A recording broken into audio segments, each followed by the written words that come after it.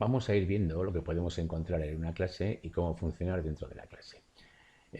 Para empezar, arriba tenemos un menú con tres opciones.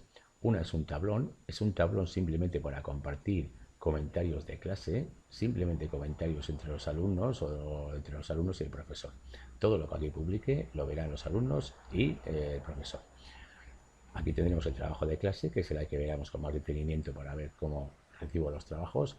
Y en persona simplemente tengo quién es mi profe y mis compañeros de clase.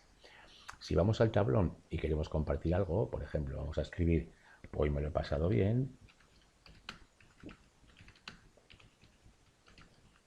puedo hacer cualquier tipo de comentario y añadir además algún archivo, desde Google Drive, desde un enlace a una página web, un archivo del ordenador o un enlace a YouTube.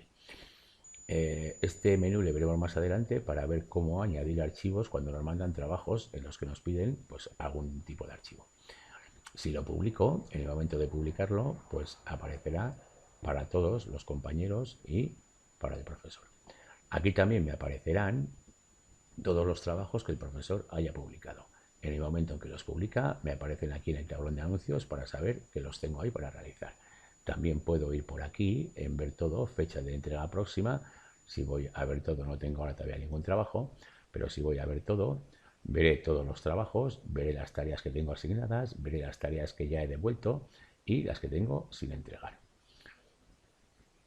El tablón de anuncios se puede utilizar, normalmente se utiliza poco, como simplemente es para hacer comentarios, pues se puede hacer algún comentario sobre la clase, cómo ha ido la clase ese día y demás. Lo que más se utilizará será para ver las tareas que tengo aquí asignadas.